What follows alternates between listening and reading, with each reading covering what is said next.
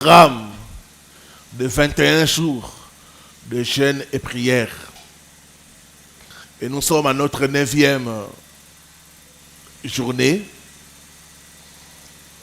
Et cette semaine, je suis en train de parler sur les esprits ancestraux.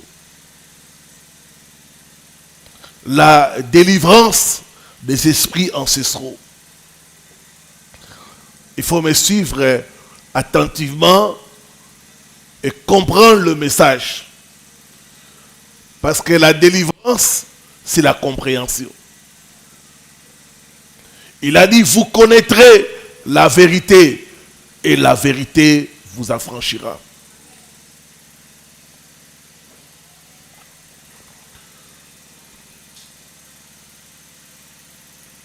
Dans la vie de tout homme, il y a 3 types d'ennemis. Il y a les ennemis actuels. Il y a les ennemis futurs. Mais il y a aussi les ennemis anciens.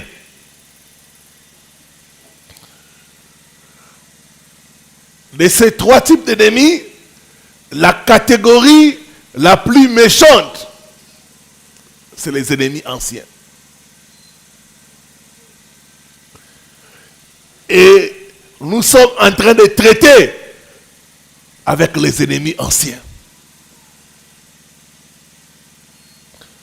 Ce sont des ennemis qui nous connaissent bien, qui connaissent nos familles, qui connaissent notre histoire. Et c'est avec eux que nous traitons cette semaine. Prends avec moi la parole de Dieu, livre du prophète Zacharie,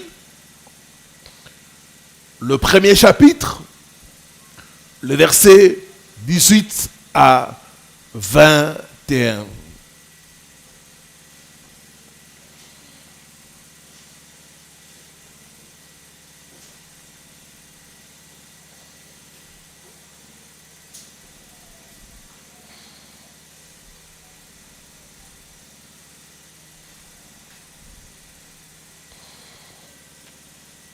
Je lis ce qui suit au nom du Seigneur Jésus-Christ. J'ai levé les yeux et j'ai regardé. Et voici, il y avait 4 cornes.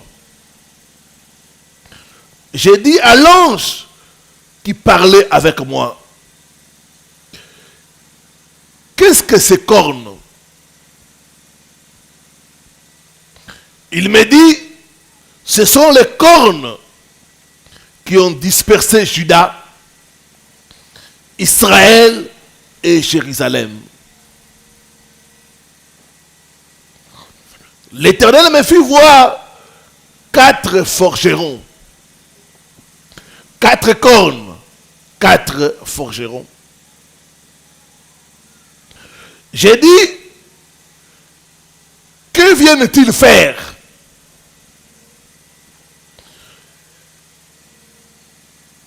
Et il me dit, ce sont les cornes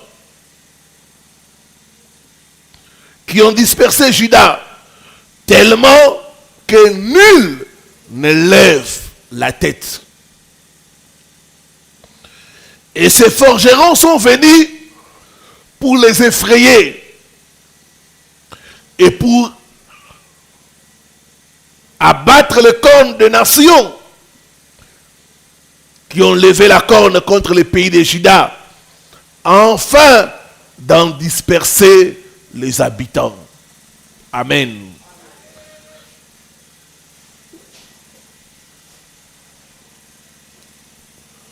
Pourquoi la vie de certains enfants de Dieu est la photocopie de la vie des membres de leur famille, soit vivants, soit décédés? Pourquoi on a l'impression que certaines familles Les gens sont voués à l'échec de génération en génération.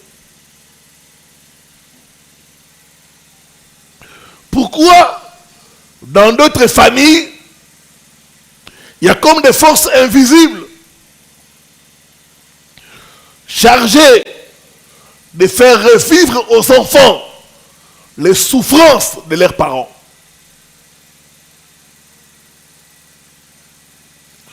Pourquoi certains d'entre nous, dans leurs rêves, ils se voient toujours au passé? Ils se voient toujours dans la maison familiale, soit au village.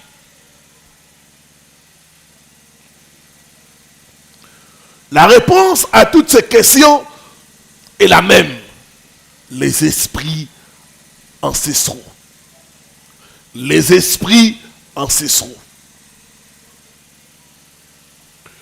Dans notre texte, on nous parle des cornes qui ont dispersé Judas.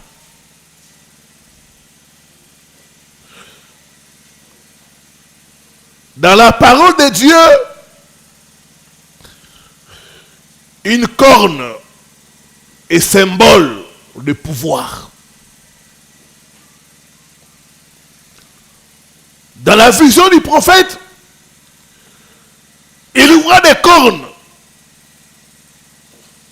Et l'on lui dit, ce sont les cornes qui ont dispersé Judas. Ce sont les cornes qui ont dispersé des familles. Au point où nul ne lève la tête.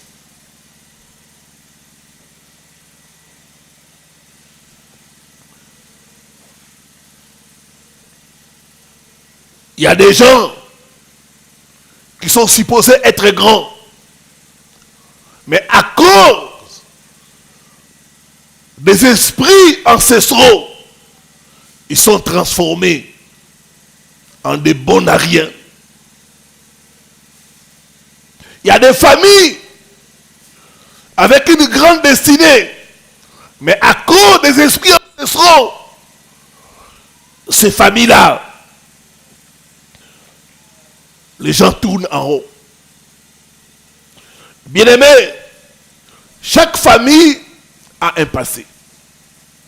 Chaque famille a une idole. Chaque famille a une divinité. Nous venons tous des familles. Et les choses qui sont dans nos familles ont une influence sur nos vies. Quelqu'un a dit, là où tu viens n'a pas d'importance. Mais là où tu vas compte le plus. Je pense que cette personne est dans l'erreur. Là où tu viens peut te bloquer, t'empêcher d'aller là où tu vas.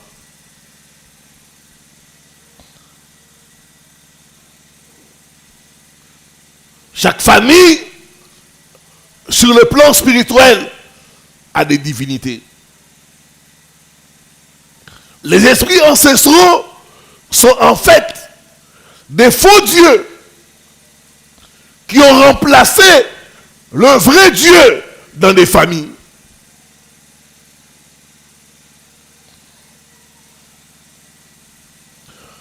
C'est pas pour rien qu'on entend des gens dire, dans ma famille, personne n'a réussi à atteindre l'université. Dans ma famille, le mariage est difficile. Dans ma famille, nous souffrons tous d'ulcère d'estomac. Dans ma famille, nous souffrons tous de diabète.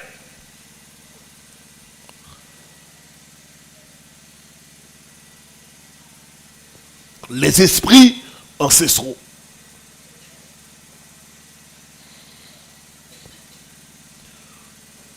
Quand on regarde certaines familles, on constate que chaque année, quelqu'un doit mourir. Et c'est comme ça. Chaque année, quelqu'un doit mourir. Quelqu'un doit payer en sacrifice. Chaque année.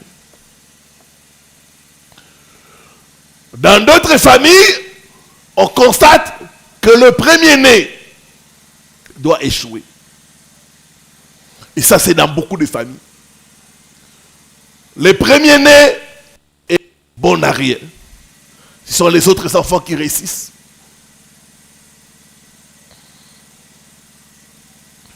Je connais une famille où l'aîné, plus de 50 ans, pas marié, pas d'enfant, mais les autres ont pu se marier, avoir des enfants.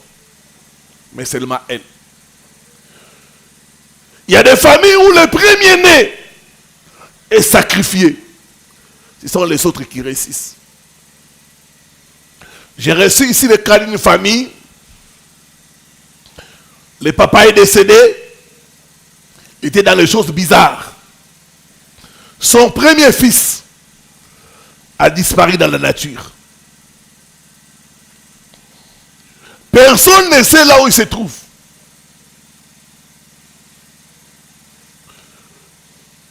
Plus de 20 ans, ils n'ont aucune trace. Et ils ont déclaré l'enfant mort. Disparu. Les esprits de famille. Le premier-né doit payer le prix.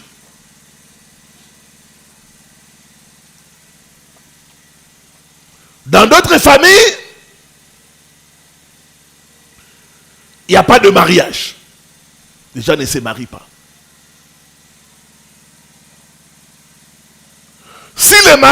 Si par hasard le mariage arrive, il ne sera ni heureux ni stable et doit se solder par le divorce.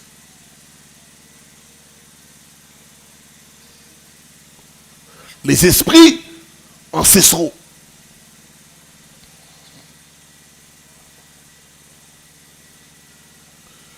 Dans d'autres familles, le premier mari doit mourir. C'est le deuxième qui doit survivre. Dans notre famille, c'est la première femme qui doit mourir. C'est la deuxième ou la troisième femme qui doit vivre.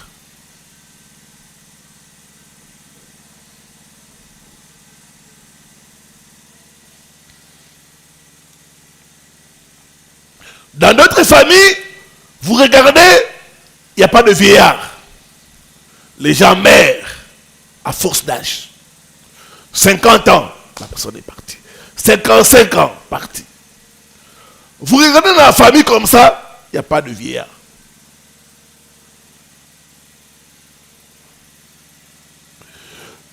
Dans d'autres familles, on constate que tout le monde est polygame. Les hommes ne peuvent jamais se contenter d'une femme.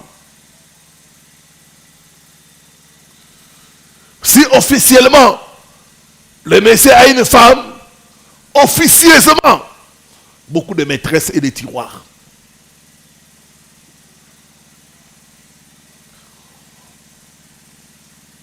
Une fois, j'étais en train de prier pour ma famille. Dieu m'a dit, c'est ça qui est dans ma famille. Les hommes sont polygames. Mon propre père, il nous a eu avec 4 mamans. Notre grand-père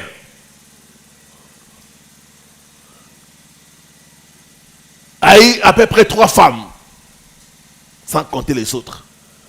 Les femmes que moi je connais, 3, sans compter les autres. Donc vous constatez que dans la famille, les hommes ne se contentent pas d'une femme. C'est comme ça. Dans d'autres familles, vous remarquez que c'est l'inceste. Cousin, cousine, beau-frère, belle-sœur. Et c'est comme ça dans la famille. Je connais une famille où le père de la famille a fait un enfant avec sa belle-sœur. La petite sœur de sa femme. Ils ont eu un enfant. Et c'est comme ça dans la famille. L'inceste. D'autres familles, vous constatez que les gens, les cousins, cousines, se marient.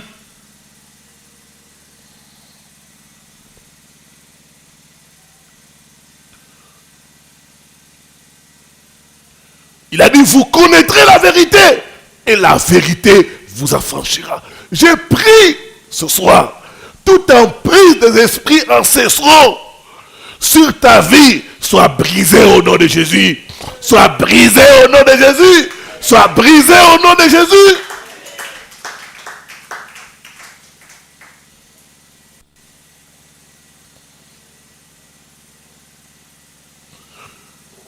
Dans certaines autres familles, vous constatez que les femmes n'apprécient pas le mariage.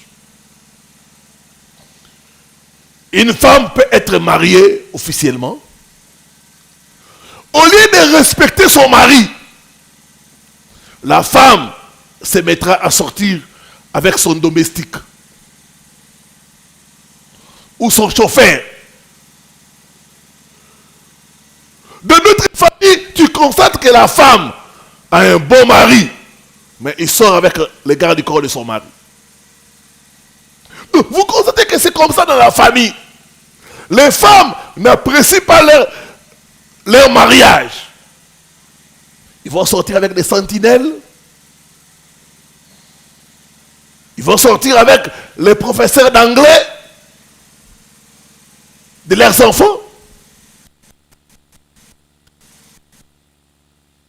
Kinshasa, il y a un monsieur, il fait les affaires, il est entre Dubaï, Kinshasa. Vous connaissez l'histoire. Ce monsieur a épousé légalement sa femme, ils ont des enfants. Mais il passait plus de temps là où il y a ses affaires, à Dubaï. Et la femme a commencé à sortir avec le chauffeur, son chauffeur.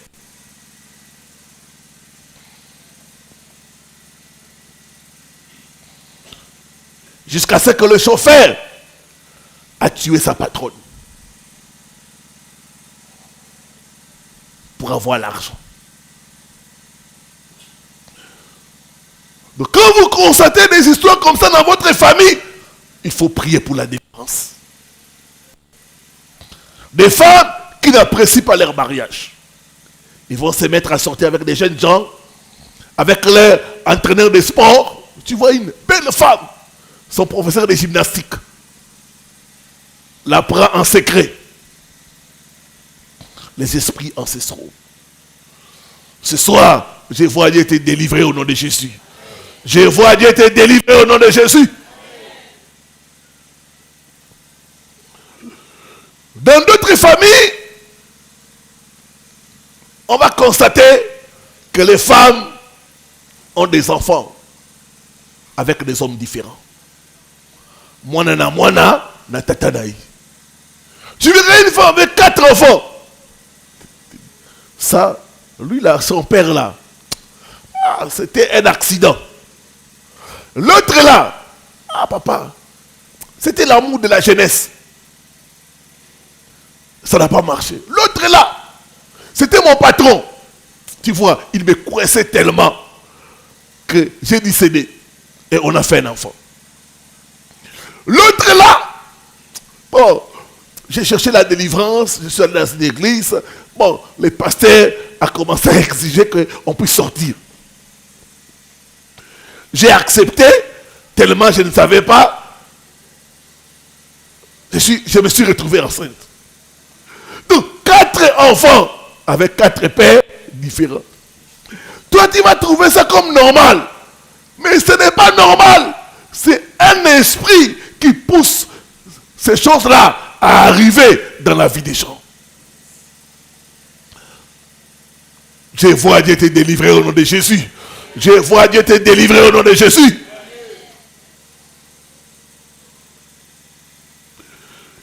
Dans d'autres familles, les hommes et les femmes sont des ivrognes. Ils passent leur temps dans des maquis, dans des nganda. Ils sont jamais à la maison. Leur papa, tout son salaire, il terminait ça dans les nganda. Ivre, il rentre à la maison. Leurs oncles, leur argent, ils terminent ça dans les maquis, dans les nganda, avec les prostituées. C'est comme ça dans la famille. D'autres, c'est avec, ils se détruisent avec l'alcool indigène.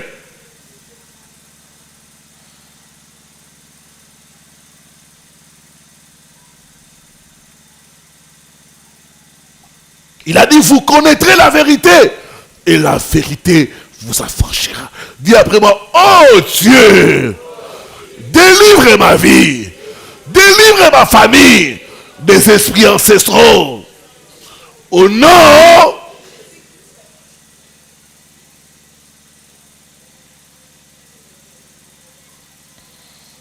mais nous devons nous lever dans la prière, combattre les esprits ancestraux.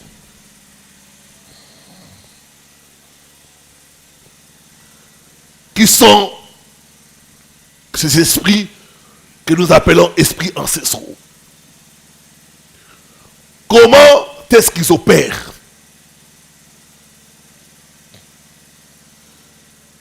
Dans la parole de Dieu, est-ce qu'il y a des exemples de familles qui ont souffert de l'oppression des esprits ancestraux?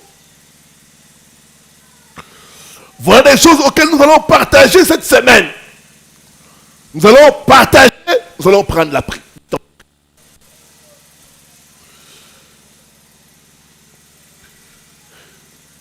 Qui sont ces esprits qu'on appelle esprits ancestraux? Tu ne peux pas vaincre un ennemi que tu ne connais pas. Il est important de connaître ces esprits, comment ils opèrent, pour bien les combattre et les vaincre.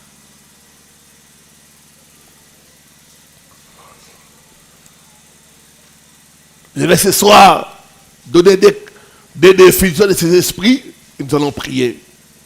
Et demain, je vais revenir sur ces esprits encore.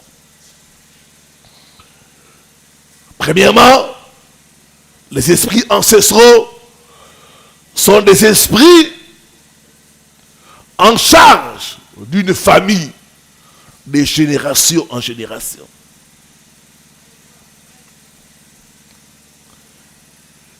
Ils sont des ennemis anciens. Ils sont dans des familles de génération en génération. Et des fois, quand quelqu'un est sous l'oppression des esprits ancestraux, quand vous faites la délivrance, vous entendez ces esprits vous dire, ça ne te concerne pas. Tu n'es pas de cette famille. Laisse-la continuer à souffrir. Ils sont en charge de famille, de génération en génération. Ils contrôlent les familles. Ils surveillent les familles de génération en génération. Ce sont des ennemis internes. Ce sont des ennemis anciens. Ce sont des dieux de famille. Dieu en minuscule. Ce sont des dieux de famille.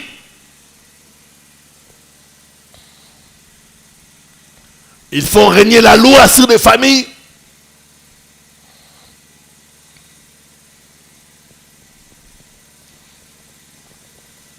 Ils imposent des choses sur des familles. Dieu a dit, il n'est pas bon que l'homme soit seul. Mais les esprits ancestraux ont imposé les célibats dans beaucoup de familles. Dieu a dit, je souhaite que tu prospères à tous égards. Mais eux, ils ont imposé la pauvreté. Il dit, sois en bonne santé. Eux, ils ont imposé des maladies dans des familles. C'est ainsi qu'on a des cas de familles où tout le monde est hypertendu. Des pères en fils, ils sont hypertendus. Il y a des familles où des gens souffrent de folie. De génération en génération.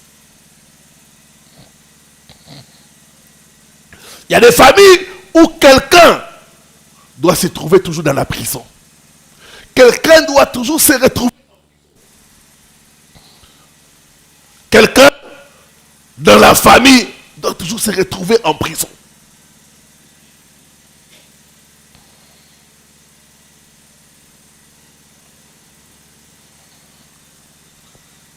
Ils décident sur les familles.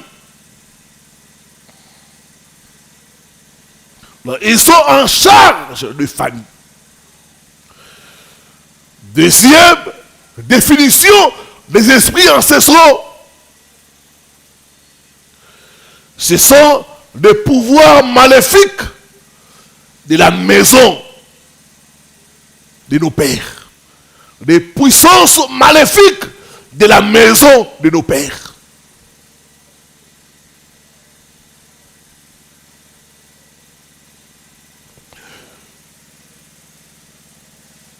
Dieu a dit à Abraham, sors de la maison de ton père. Les esprits ancestraux sont les pouvoirs qui contrôlent, qui règnent sur la maison de nos pères. Ils emprisonnent les gens. Ils sont des idoles héritées.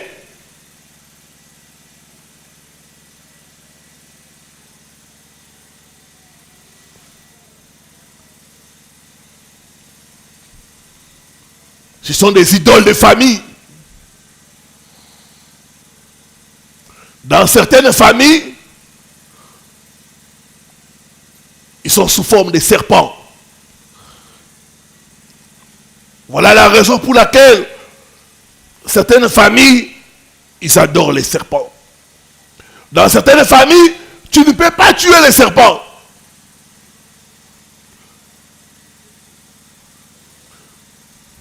Tu ne peux pas non plus manger les serpents. Sinon, tu as des problèmes.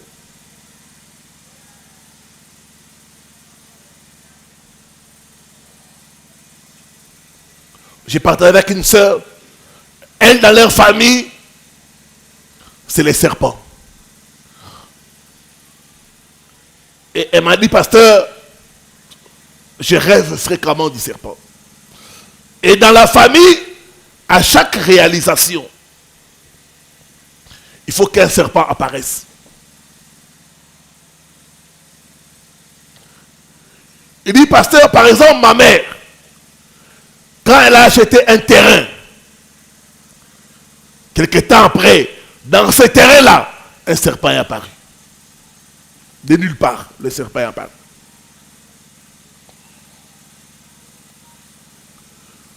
Quand elle a commencé la construction, elle a terminé la fondation, un serpent est aussi apparu. Quand elle a terminé la maison, un serpent est encore apparu. Donc à chaque étape importante, il y a un serpent qui apparaît. Ce soir, tout esprit ancestral en charge de votre famille est lié et chassé au nom de Jésus. Dis après moi, toi, idole de ma famille, quel que soit ton nom, tu ne vas pas contrôler ma vie. Tu ne vas pas contrôler ma destinée. Au nom de Jésus-Christ.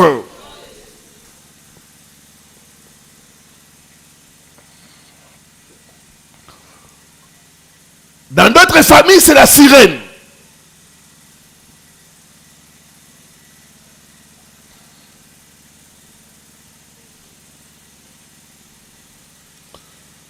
Le pouvoir de la maison de nos pères. C'est important de connaître l'histoire de votre famille. Quelles sont les divinités qui sont adorées dans votre famille? L'esprit ancestral, c'est l'idole des familles. C'est le Dieu de votre famille.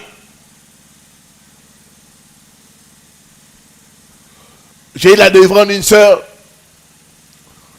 Quand on a commencé la délivrance, il y a eu des manifestations. Et l'esprit disait, je suis son Dieu. Je suis son Dieu.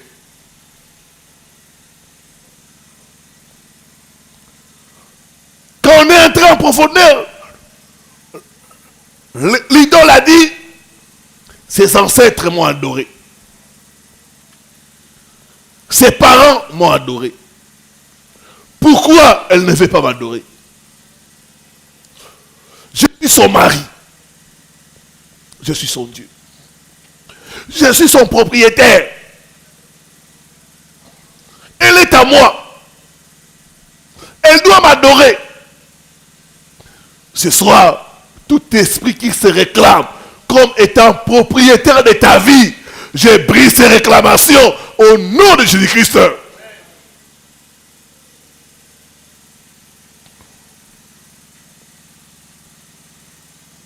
Le sang de Jésus a coulé pour nous libérer du pouvoir ancestral, pour nous libérer du joug des esprits ancestraux. Les esprits de la maison de nos pères. Certains peuvent se rappeler que leurs parents, derrière la maison, ils tuaient des coqs, des poules, ils faisaient des sacrifices.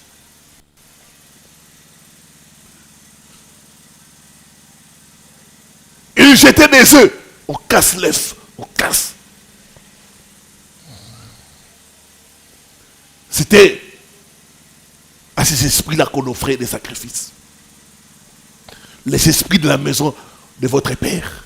Ce soir, ils doivent te libérer au nom de Jésus. Ils doivent être libérés au nom de Jésus.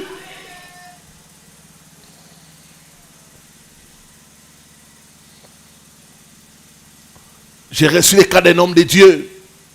Il est du Gabon. C'est quelqu'un qui a la connaissance.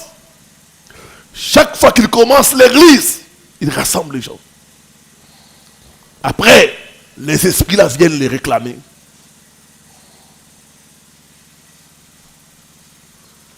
Ils dispersent l'église. Et même dans ses rêves, ces esprits lui disent, dans ta lignée, personne n'a été pasteur. Pourquoi tu veux devenir pasteur? Dans ta lignée, personne n'a été pasteur. Toi là, tu dois servir les ancêtres.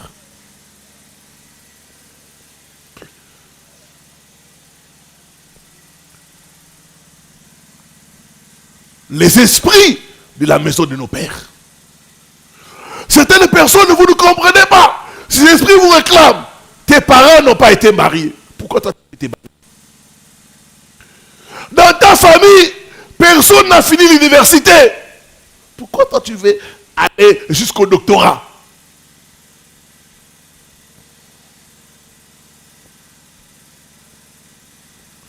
Dis après moi, je brise les limites établies dans ma vie par les esprits ancestraux.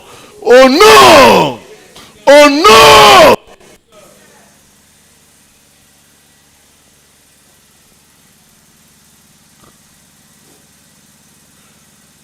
Dans ta famille, personne n'a touché 1 million. Pourquoi toi tu veux toucher 1 million?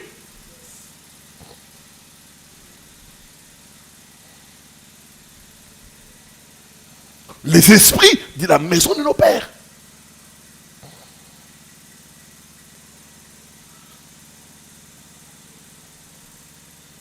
Ce sont des démons hérités.